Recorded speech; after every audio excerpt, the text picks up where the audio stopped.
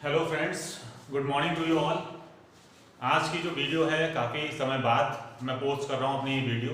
बीच में अच्छा खासा गैप हो गया है, बट आगे ऐसा गैप उम्मीद नहीं है कि होगा। ठीक है, चलिए आज की जो वीडियो है उसके बारे में मैं आपको थोड़ा सा बता देता हूँ कि आज की जो वीडियो है वो बेस्ड है एक न्यूज़ पे, आप कह सकते हैं करंट अफेयर पे।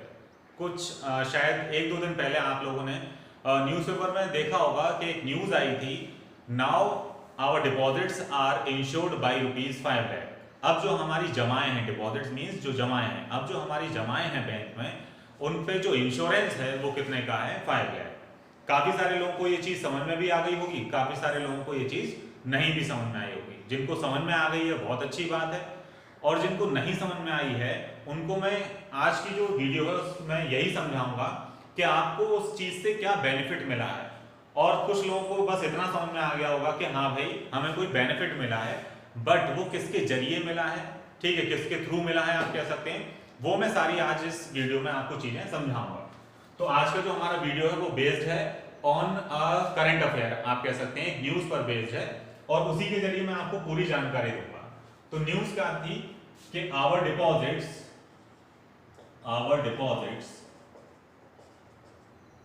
आर इंश्योर्ड बाय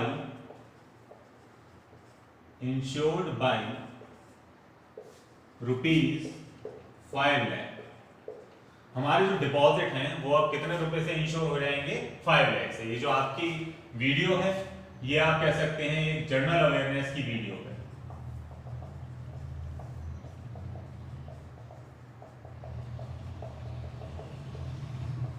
जी, तो न्यूज थी our deposits are insured by ₹5 lakh. अब जो हमारे डिपॉजिट्स हैं, अब जो हमारी जमाएं हैं बैंक में, वो 5 लाख रुपए से क्या हैं? इंश्योर्ड। ठीक है, तो इस न्यूज को हम लोग जो आगे चीज पढ़ेंगे उसमें आप कंटिन्यू अगर देखेंगे तो आपको खुद ब खुद ये न्यूज क्लियर हो जाएगी कि 5 लाख रुपए से हमारी क्या चीज इंश्योर्ड है, डिपॉजिट्स इंश्योर्ड है या क्या। तो एक एग्जाम्पल के जरिए इसको समझते हैं। एग्जाम्पल ये है कि आपने पंजाब नेशनल बैंक में मान लीजिए अपना कौन सा अकाउंट खोला है? Saving account. ये एस और एक इसको रिप्रेजेंट कर रहा है सेविंग अकाउंट को। मान लीजिए आपने पंजाब नेशनल बैंक में अपना सेविंग अकाउंट खोला है और सेविंग थोड़ा थोड़ा करना आपने शुरू कर दिया, और सेव करते करते उसमें कितना रुपया जमा कर लिया? ₹1,30,000। क्लियर हुआ सभी लोगों को? किसी भी बैंक में, हमने यहाँ पे एग्जाम्पल ले लिया है पंजाब नेशनल बैंक, किसी भी बैंक में आपने अपना सेविंग अकाउंट खोला और उसमें थोड़ा थोड़ा सेविंग करना शुरू करा, और एक ऐसा टाइम आया जब आपके पास कितनी सेविंग्स हो गई? ₹1,30,000। अब मान लीजिए इसी दौरान बैंक अचानक क्या हो जाता है? दिवालिया हो जाता है, या फिर बैंक का लाइसेंस रद्द कर देता है आरबीआई, मतलब उसे बैंकिंग करने की अब परमिशन नहीं होगी। तो ये जो आपका 1,30,000 रुपया है, आप ऐसा एग्जाम्पल लेके चलिए, अभी एक ही कंडीशन लेते हैं, बहुत सारी कंडीशन हो सकती हैं कि आपका बैंक दिवालिया हो गया। मान लीजिए कब दिवालिया हुआ? जब आपके सेविंग अकाउंट में आपने कितना सेव कर लिया था पैसा? ₹1,30,000, और तब बैंक क्या हो गया? दिवालिया। तो ये जो आपका ₹1,30,000 है ये आपको कौन देगा? क्वेश्चन आता है ये। क्लियर हुआ? तो अब आप लोग सोचते हो कि भाई हमने तो पंजाब नेशनल बैंक में अकाउंट खोला था, तो कौन देगा हमारा पैसा? पंजाब नेशनल बैंक देगा। बट पंजाब नेशनल बैंक तो मान लीजिए क्या हो गया? दिवालिया हो गया, तो वो पैसा कहां से देगा? तो अब आपका आंसर क्या आता है कि पंजाब नेशनल बैंक नहीं देगा, तो फिर कौन देगा? आरबीआई। आंसर आता है, मतलब आप मन में सोचते हो कि अच्छा पंजाब नेशनल बैंक तो दिवालिया हो गया, अब मेरा पैसा कौन देगा? आरबीआई। ऐसा क्यों सोचते हो? क्योंकि हम लोगों ने बहुत पहले से सुन रखा है कि बैंकों का बैंक कौन है, ठीक है, बैंकर्स बैंक कौन है? आरबीआई। मतलब सारे बैंकों को यही रेगुलेट करता है। तो भाई जब ये रेगुलेट कर रहा है पंजाब नेशनल बैंक को, तो आरबीआई क्या करेगा? पैसा देगा। मान लीजिए हम ये मान लेते हैं कि आरबीआई ने क्या करा, जितने भी डिपॉजिटर्स थे उन सब का पैसा क्या कर दिया? वापस कर दिया। तो अब बैंक वाले क्या करेंगे? बैंक वाले खुद समझ जाएंगे कि हाँ भाई आरबीआई क्या करता है? पैसा दे देता है। तो वो अपने बैंकों को जबरदस्ती क्या दिखाने लगेंगे? दिवालिया दिखाने लगेंगे, या फिर कहीं दिखा देंगे कि भाई हमारे यहाँ पे क्या हो गया? बहुत बड़ा लॉस हो गया। तो ऐसे आरबीआई कब तक लोगों को पैसा देता रहेगा? ठीक है, तो इसलिए आरबीआई भी क्या कर देता है? मना कर देता है कि भाई मैं भी पैसा नहीं दूंगा। तो ना तो पंजाब नेशनल बैंक देगा आपका पैसा जिसमें आपका अकाउंट था, ना ही कौन दे रहा है, आरबीआई। तो फिर पैसा कौन देगा? इसको ऐसे समझिए कि अगर हम कभी नई बाइक खरीदते हैं तो हमारे मन में 1% ये डर होता है कहीं ये क्या ना हो जाए, चोरी ना हो जाए या एक्सीडेंट ना हो जाए, तो हम उसका क्या करवा लेते हैं, इंश्योरेंस करवा लेते हैं। बिल्कुल उसी प्रकार से हर एक बैंक को ये डर होता है, इवन आरबीआई को भी ये डर होता है कि बैंक की इतनी सारी ब्रांचेस हैं, एक एक बैंक की क्या है, हजारों ब्रांचेस हैं, thousands of branches are there, तो कहीं ऐसा ना हो किसी ब्रांच में चोरी हो जाए या बैंक क्या ना हो जाए, दिवालिया ना हो जाए, तो फिर पैसा कौन देगा? तो बैंक क्या करता है, हर एक अकाउंट का इंश्योरेंस करवा लेता है। क्लियर हुआ? जैसे हम बाइक का इंश्योरेंस करवा लेते हैं, ऐसे ही बैंक क्या करता है, हर एक अकाउंट का, हम जो लोग डिपॉजिट कर रहे हैं, चाहे वो सेविंग अकाउंट में कर रहे हो चाहे किसी और खाते में कर रहे हो, वो उसका क्या करवा लेता है, इंश्योरेंस करवा लेता है। क्लियर हुआ? अब इंश्योरेंस करने वाली कंपनी कौन सी है भाई, किस कंपनी के जरिए करवाता है इंश्योरेंस? तो उस कंपनी का नाम क्या है, DICGC, deposit insurance, deposit insurance credit guarantee corporation. Clear हुआ?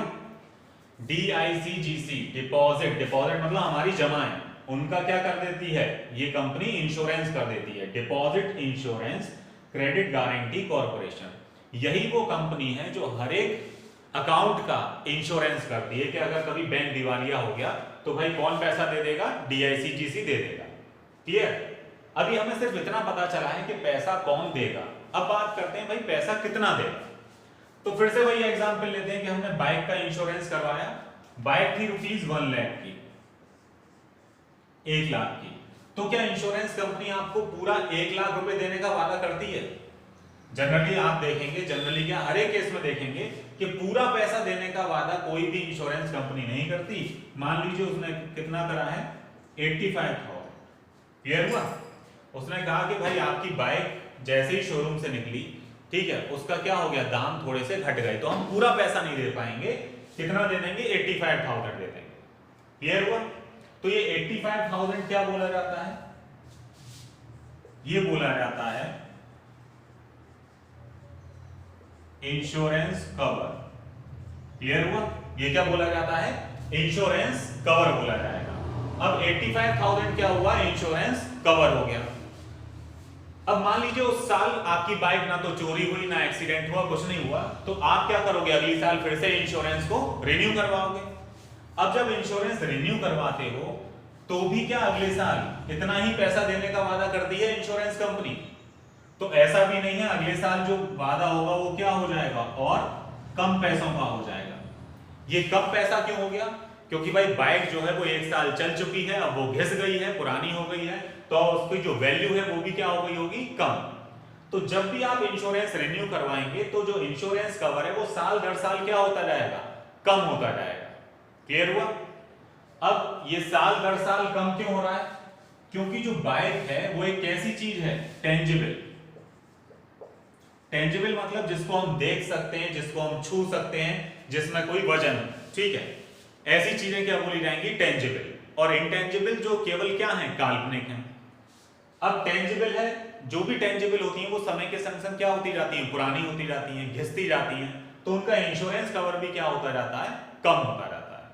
और एक और बात मैं आपको साथ के साथ बता दूं कि जब आप बाइक का इंश्योरेंस करवाते हैं तो कुछ ना कुछ प्रीमियम भी देना पड़ता है, फ्री में नहीं होता है इंश्योरेंस।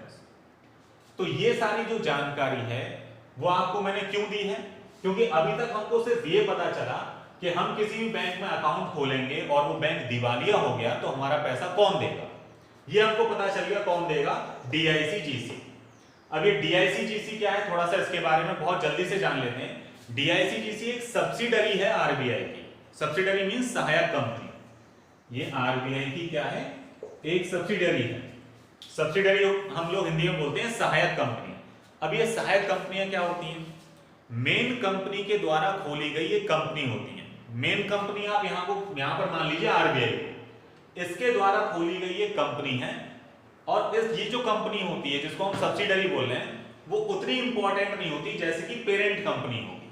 मतलब एक मेन कंपनी थी, उसने एक और छोटी सी कंपनी खोल दी, तो वो जो छोटी सी कंपनी है सब्सिडरी बोली जाएगी, और सब्सिडरी होगी वो कभी भी मेन कंपनी के बराबर इंपॉर्टेंट नहीं होगी। तो उसकी क्या करेगी, कहीं ना कहीं थोड़ी बहुत उसके काम में हेल्प करेगी, बट उतनी इंपॉर्टेंट नहीं होगी। तो सेम वही कंडीशन है कि जो आरबीआई है वो बहुत इंपॉर्टेंट है, ये उसके कंपैरिजन में डीआईसीजीसी क्या है, लेस इंपॉर्टेंट है, लेकिन कहीं ना कहीं उसके काम में क्या करेगी, उसको हेल्प करेगी, इसलिए क्या बोली जाती है, सब्सिडरी। तो डीआईसीजीसी किसकी सब्सिडरी है, आरबीआई की, पहली चीज। दूसरी चीज है कि कब बनी थी, ये बनी थी 15 जुलाई 1978। याद रखिएगा कब बनी है, 15 जुलाई 1978। मैं इसको एरो से कहां पर पॉइंट आउट कर देता हूं, यहां पर, जिससे आपको याद रहे कि डीआईसीजीसी का जो एस्टेब्लिशमेंट डेट और ईयर है दैट इज 15 जुलाई 1978। ठीक है, इसका हेडक्वार्टर कहां पर है, अगर हम डीआईसीजीसी को यहां पर ऐसे करके लिख देते हैं हेडक्वार्टर, इसका हेडक्वार्टर है मुंबई। तो पहली चीज कि डीआईसीजीसी किसकी सब्सिडरी है, आरबीआई की सब्सिडरी है। सब्सिडरी क्या होता है मैंने आपको समझा दिया। कब एस्टेब्लिश हुई थी, 15 जुलाई 1978। हेडक्वार्टर कहां पर है, मुंबई में है। फिर और क्या क्वेश्चन पूछा जा सकता है डीआईसीजीसी से कि भाई इसके चेयरमैन कौन है, तो चेयरमैन है मिशेल पात्रा। मिशेल पात्रा। तो डीआईसीजीसी के बारे में मैंने आपको जानकारी दे दी है जो भी इंपॉर्टेंट है, ठीक है, या कहीं पूछी जा सकती है। तो ये पता चला, फिर से वापस अपने ही न्यूज पर आते हैं कि हमने अकाउंट खोला किसी भी बैंक में और वो बैंक क्या हो गया, दिवालिया हो गया, तो पैसा कौन देगा, डीआईसीजीसी देगा। क्लियर हुआ।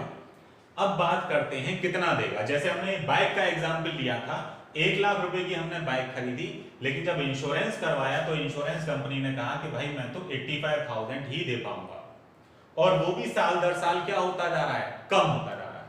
तो यहां पर कितना है, तो सबसे पहली बात तो ये समझिए कि क्या सेविंग अकाउंट कोई टेंजिबल चीज है, तो आंसर आएगा नो। सेविंग अकाउंट कोई टेंजिबल चीज नहीं है। सेविंग अकाउंट को हम देख नहीं सकते, छू नहीं सकते। हम बस क्या करते हैं, बैंक में जाते हैं, एक फॉर्म भरते हैं और ये मान लेते हैं कि हमारा सेविंग अकाउंट खुल गया। दूसरा फॉर्म भरते हैं तो मान लेते हैं हमारा कौन सा अकाउंट खुल गया, करंट अकाउंट। आज तक किसी ने सेविंग अकाउंट देखा नहीं है। तो सेविंग अकाउंट कैसी चीज है, इनटेंजिबल। अब इससे क्या मतलब निकलता है, इसका मतलब यह है कि सेविंग अकाउंट का जो भी इंश्योरेंस कवर एक बार डिसाइड हो जाएगा वो कभी घटेगा नहीं बाइक की तरह, क्योंकि बाइक तो साल दर साल पुरानी होती जा रही है। तो उसका इंश्योरेंस कवर पहली साल था 85,000, फिर 75 रह गया, हो सकता है फिर 65 हो जाए। बट सेविंग अकाउंट का जो एक बार इंश्योरेंस कवर फिक्स हो जाएगा वो उतना ही रहेगा। अब इंश्योरेंस कवर का मतलब क्या होता है कि भाई जरूरी नहीं है जितने का आपका जो प्रोडक्ट है, यहाँ पे प्रोडक्ट क्या है, बाइक, उतना ही पैसा दे इंश्योरेंस कंपनी। तो ऐसे ही ये कोई जरूरी नहीं है कि आपके अकाउंट में अगर 10 लाख रुपए हैं तो डीआईसीजीसी पूरा 10 लाख देने का ही वादा करे। बात को समझ रहे हैं, बाइक जितने की होती है कभी उसके इक्वल ही इंश्योरेंस कवर नहीं होता, उससे कम होता है। तो इसका मतलब एक फिक्स वैल्यू है कि भाई आपने बाइक भले कितने की ली हो, मैं आपको इतना दे पाऊंगा। इंश्योरेंस कंपनी यही तो कह रही है। तो सेम डीआईसीजीसी के संग बोले भले ही आपके सेविंग अकाउंट में कितना भी पैसा हो, मैं तो इतना ही दे पाऊंगा। अब वो मैं तो इतना ही कितना है और वो कितना है, वो है हमारा 1 लाख। अब नहीं है, ठीक है, कुछ समय पहले तक था जब तक ये न्यूज आई थी। मतलब ये कि अगर किसी भी अकाउंट में हमने कोई अकाउंट खोल रखा है और वो बैंक दिवालिया हो जाता है, ठीक है, तो पैसा कौन देगा, इंश्योरेंस कंपनी है डीआईसीजीसी। ज्यादा से ज्यादा कितना देती थी, 1 लाख। भले ही आपके अकाउंट में 5 लाख हो, 6 लाख हो, 10 लाख हो, वो केवल कितना पैसा देती थी, 1 लाख रुपया देती थी। क्लियर हुई ये वाली बात। अब 1 लाख क्या अगले साल और कम हो जाता था बाइक की तरह, तो ऐसा नहीं है, ये हमेशा 1 लाख क्या रहता था, सेम रहता था, क्योंकि सेविंग अकाउंट जैसा आज है वैसा ही क्या होगा आफ्टर 20 ईयर्स। मतलब ये कि सेविंग अकाउंट कभी नया पुराना नहीं होगा, क्योंकि वो कैसी चीज है, इंटेंजिबल। बाइक भाई पुरानी होती जाएगी तो उसकी इंश्योरेंस कवर क्या होता जाएगा, कम। लेकिन सेविंग अकाउंट का जो एक बार फिक्स हो गया वो हमेशा रहता था। मतलब कुछ दिन पहले तक अगर आपका जिस किसी भी बैंक में अकाउंट है वो बैंक दिवालिया हो गया तो आपको ज्यादा से ज्यादा कितना रुपया मिलता, 1 लाख, भले ही आपके अकाउंट में कितने भी रुपए होते। बट अब जो न्यूज है वो क्या है कि अब ये जो इंश्योरेंस कवर है इसको बढ़ाकर कितना कर दिया गया है, 5 लाख। मतलब अब आपको कितने रुपए तक वापस मिल जाएंगे, 5 लाख। मतलब आपके अकाउंट में अगर 10 लाख थे तो पहले केवल 1 लाख मिलते, बट अब कितने मिल जाएंगे, 5 लाख। हाँ भाई 5 लाख से कम है या 5 लाख है तो पूरा मिल जाएगा। मान लीजिए 4.5 लाख था तो पूरा मिल जाएगा। 5 लाख रुपए उससे कम है तो पूरा वापस कर देगी DICGC। लेकिन इससे ज्यादा है तो उसकी सुई कहां पर अटक जाएगी, 5 लाख पे। वो कितने पे रुकेगी, 5 लाख पे। पहले के मुकाबले अब काफी सही है, पहले केवल कितना था, 1 लाख था। अब इसके साथ साथ मैं आपको एक और आखिरी जानकारी दे देता हूं कि अभी हम बात कर रहे थे कि जब भी हम किसी चीज का, किसी भी प्रोडक्ट का, बाइक का, किसी का भी इंश्योरेंस करवाते हैं तो कुछ ना कुछ प्रीमियम देना पड़ता है, फ्री में नहीं होता इंश्योरेंस। तो आज तक क्या आप लोगों ने अपना इंश्योरेंस का प्रीमियम दिया? अब आपको ये तो पता चल ही गया कि भाई आपके अकाउंट का भी क्या होता है, इंश्योरेंस होता है। क्या आज तक आपने कभी प्रीमियम भरा उसका? तो आप कहेंगे नहीं भाई हमने तो नहीं भरा। तो आपके बदले में कौन भरता है? सीधी सी बात है, आपके बदले में कौन भरता है, बैंक। जिस किसी बैंक में आपका अकाउंट होता है। तो सारे अकाउंट्स का तो नहीं, लेकिन सबसे ज्यादा जो अकाउंट खोला जाता है बैंक में वो है सेविंग अकाउंट। इसका प्रीमियम समझ लेते हैं। इसका प्रीमियम कितना जाता है, 10 पैसे पर 100 रुपीज, 10 पैसे प्रति सैकड़ा। मतलब क्या, 1 लाख का इंश्योरेंस है, हर 100 रुपए पे 10 पैसे देता है बैंक DICGC को। तो अब ये बताइए कि 1 लाख में 100 के कितने नोट हुए? आंसर क्या आया, 1000। 1000 नोट हैं 100 के। हर एक नोट पे कितने पैसे देने हैं, 10 पैसे। 10 पैसे को हम रुपए में चेंज कर लेते हैं तो कितना हो गया, 0.10। इतना रुपीस हो गया तो कितना आया। मतलब हर एक बैंक अपने ग्राहक के एवज में, ग्राहक के बदले में, ठीक है, ग्राहक को देना चाहिए, लेकिन क्या करता है बैंक, ग्राहक के बदले में खुद 100 रुपए किसको दे देता है हर साल, DICGC को। और वो कितने रुपए का इंश्योरेंस कर देती थी, 1 लाख रुपए का। बट अब 1 लाख का नहीं है, अब कितने का है, 5 लाख का। तो जितना पहले प्रीमियम जा रहा था उसका 5 गुना हो गया इंश्योरेंस कवर, तो प्रीमियम भी क्या हो जाएगा, 5 गुना। मतलब अब हर साल बैंक को कितना रुपया देना पड़ेगा, DICGC को 500 रुपीज। और आपका अकाउंट, हर एक अकाउंट के बदले में 500 रुपए देने पड़ेंगे बैंक को, किसको, DICGC को। और वो आपके अकाउंट को कितने रुपए से इंश्योर कर देगी, 5 लाख रुपीज से। तो उम्मीद है सभी लोगों को ये जो न्यूज आई थी 1-2 दिन पहले वो पूरी तरह क्लियर हो गई होगी कि अब आपका इस वाली चीज से क्या बेनिफिट हुआ है, कैसे पुराना सिस्टम चलता था, नए सिस्टम में क्या चेंज आया है। तो मिलते हैं हम सब लोग नेक्स्ट वीडियो में। आज की वीडियो के लिए इतना ही है। Thank you very much all of you.